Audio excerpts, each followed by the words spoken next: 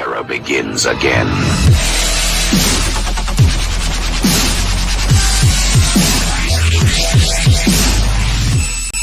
And welcome to this segment. It seems like you guys are having an awesome time in Galveston. I hope you guys are enjoying it because it's snowing up here in northern Illinois. But anyway, we're going to go through the stories of today. One of them, we're going to watch a small video and it's going to explain what's going on down there. But the bigger one is how the Galveston News is reporting on how police officers had their eye on the Bandidos. So let's go take a look at this story, shall we? Okay, this from KHOU.com, and this video was actually pretty good. In the meantime, thousands of bikers are beach-bound this weekend as Galveston Island hosts the annual Lone Star Rally. This year's event is expected to draw a bigger crowd than ever before, and as always, public safety is a primary concern. We have Jason Miles joining us along the Strand in downtown Galveston today. Jason, I understand that's one of 3 main spots for the rally. That's right, guys. I feel don't he look just so cute in his jacket? It should have some leather on or something, right?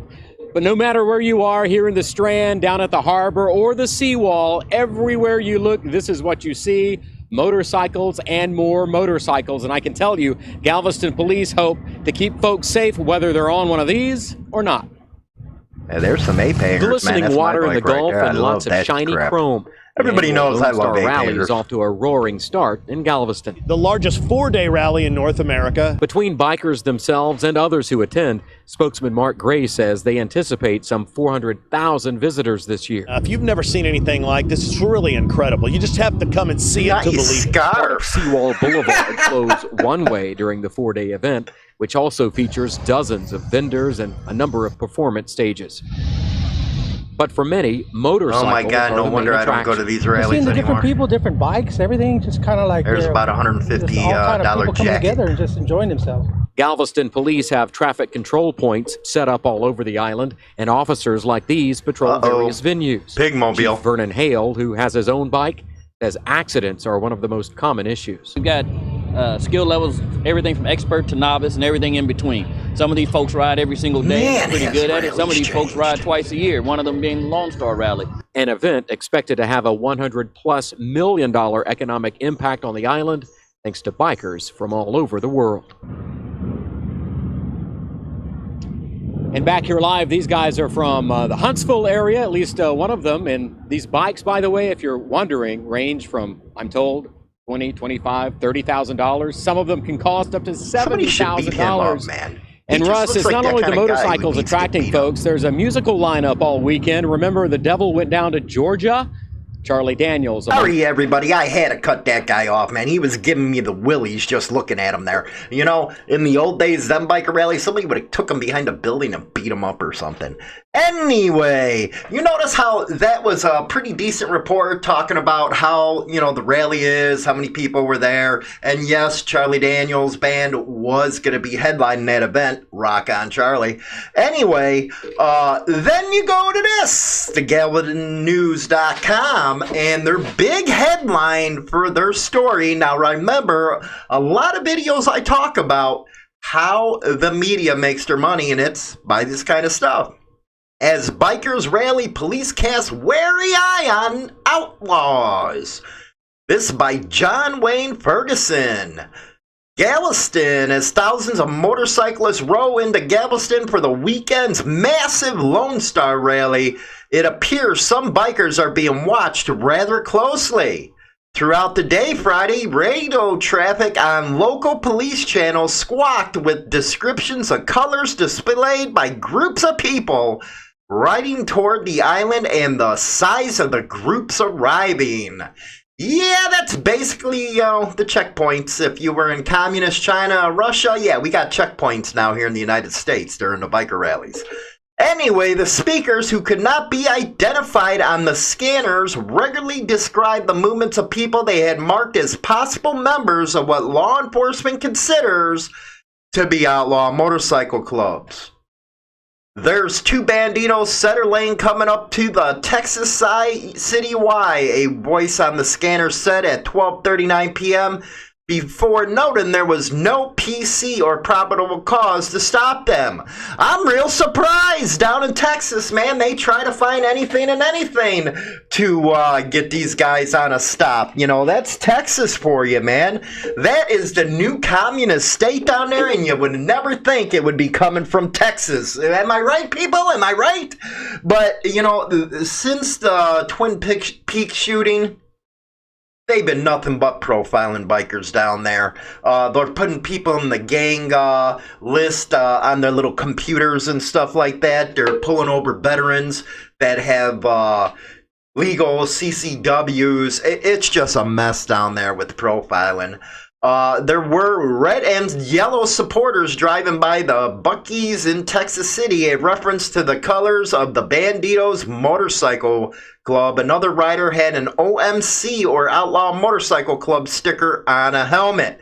I am just so glad the media is out there reporting this, aren't you guys? My gosh, without them I wouldn't know what to do.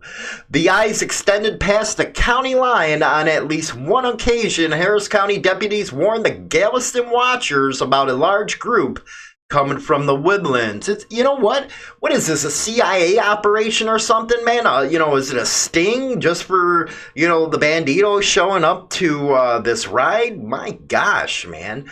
It's no secret nor surprise that motorcycle clubs are at the rally. Well, no, really. It's mostly motorcycle clubs that started a lot of the rallies if you actually do your history. But God forbid the media does its history. The Bandidos Motorcycle Club, one of the most well-known motorcycle clubs in the world, annually sets up tents alongside other vendors during the 4-day festival. The club was founded in San Leon in '66, but now has chapters around the world. While the Bandidos publicly call themselves a club, state authorities often refer to the group as a criminal gang. Well, somebody's out there looking for a budget increase, shall we say. You know, the Leo always has to make it to where they need money. It's all about money with law enforcement, okay? Without this kind of hype and propaganda, which, by the way, the media is pushing. Hey, we can't be surprised. Media pushing propaganda? No, that can't be. But anyway, without doing that, they can't get their budgets. Anyway, Galveston County Sheriff Henry whatever said he didn't know of a specific efforts to track gangs or motorcycle clubs deemed to be outlaws in the county for the rally. A Galveston Police Department spokesman didn't respond to a request for comment Friday. Okay, so he didn't know about specific experts, and I feel sorry if you're, you know, a sheriff. They're not sharing information with you. They were just talking about earlier in the article, and they were on the radio tracking every effort. So you're either lying or you're ignorant to what's going on around you. The Texas Department of Public Safety, which oversees the State Highway Patrol, the Texas Rangers. You know, every time I hear Texas Ranger, man, it's like Lone Wolf McCoy. Chuck Norris, man, that was a good movie. Anyway, and the Texas Violent Gang Task Force said in the statement that it does not typically comment on security members or measures around large events. So I guess you don't fill in the sheriffs either. According to him, that's what he's saying. He knows nothing about it. The agency was, quote, aware of possible motorcycle gang activity in and around the Galveston area this weekend, according to the statement. We will continue to work closely with our partners throughout the rally and monitor suspicious activity as it becomes known to us, the agency spokesman said. Now, I'm wondering, what is the suspicious activity they're talking about here? Is it just they're walking around the rally with their colors, they're selling support shirts? What is defined as suspicious activity? See how they're blowing this stuff out of proportion? And the media is doing it for them. Over the last past year, the Public Safety Department has made clear it believes motorcycle gangs pose a threat to public safety in Texas. In 2018, the agency included motorcycle gangs in assessment of the state's gang threats.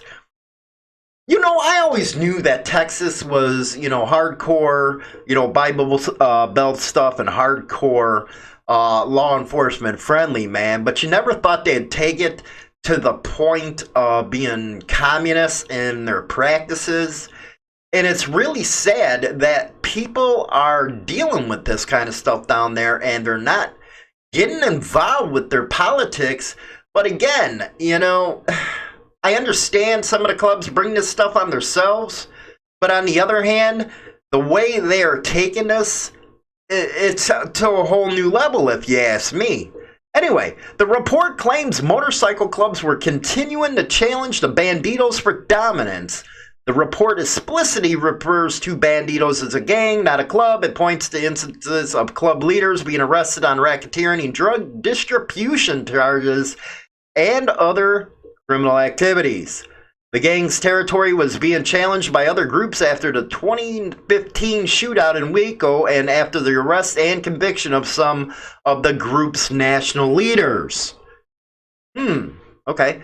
These actions provided other motorcycle clubs, including the Mongos, room to operate. According to the report, a group of disgruntled former banditos called the Kinfolk has also participated in violent conflicts across the state, according to the report. You know what, really? Now you're elevating other clubs that have nothing to do with this story. Nothing to do with it.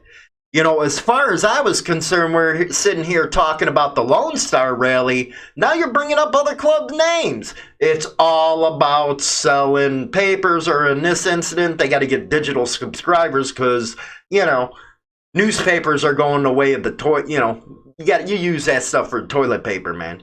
In terms of the threat to public safety, the Bandidos and the Kinfolk rank below well-known gangs such as MS-13 and the Aryan Brotherhood. My God. The report also notes the sentiments that law enforcement and the public have towards some groups might be at odds. The Bandidos conduct illegal activity as covertly as possible and generally avoid high-profile activities, the report said. Members are not covert about making their presence known, frequently wearing their gang colors, insignia, and riding in large groups. They seek to turn public sentiment in their favor by organizing frequent charity runs. You know what? That does get tired of hearing that they always throw the charity runs under the bus. Why don't you guys tell that to the kids that actually benefit from them in the neighborhoods? Police seem to be equally as careful about revealing how they monitor gang activity during the rally. It's simple. You guys can get seen a mile away what you're doing. Not long after the Daily News asked some law enforcement officials about their gang monitoring activities, a voice on the scanner cautioned the police watchers to mind what they are saying over the air. Anyone listening, for their information, other ears are listening too. Oh my God, they're making it into the military operation. Come on. You know, one thing I cannot stand, like I said, is these people using them charity events that these clubs put on, or the parties the clubs put on. And what they're not saying is the clubs are a part of it. Now, like Toys for Tots, everybody and their mother's involved in that type of ride. Getting kids a good Christmas. You got bikers out there fighting for cancer, clubs out there fighting for cancer. And it's just plain ridiculous how they try to turn it against the clubs. They're using it as a PR stunt. And you know what? It's quite literally BS when they do that kind of stuff. See, cops can never be for real. And again, there's good cops. Yeah, let's get all through that, blah, blah, blah, blah, blah. But you know what? It gets tiring seeing the propaganda that they use to turn it against clubs. Get your PR officers out there, man. That's what I say. Because you know what? The purpose behind media is to sell ads and to sell subscriptions. Use that to your advantage in this, because whatever they can get a member of a club on their thing, man, they just run with that stuff, man. They just put it out there. They'll hold it off where you have to subscribe to get on their channel to read the article. You know, a lot of that happens out of Oz with the biking news, where you got to subscribe to get to the story. So use that to your advantage. But when cops are doing that kind of stuff, man, it gets kind of tiring. You know, it's like I said, it's a freaking commie, military operation the way they do things at these rallies. And they're wondering why a lot of rally numbers are actually down. You know, I was saying earlier, man, this is how the rallies are starting to turn out. Are you kidding me? I'd be lost over there. And I know a lot of the other old timers would be lost too, because you're looking around and it's like, damn, has everything changed? Yeah, the way you look, you're riding with this kind of this, and this. It's like, wow, man. See, you know, when people talk about motorcycles, I'll never spend over 10 G's on a motorcycle. Go to the used bike market. You'll get some damn good bikes. Don't buy new. You can buy, that's a down payment on a house, or you to buy a damn nice freaking car or truck for that. Nah, I ain't going to buy on that stuff, man. Anyway, that's just my thoughts for this segment.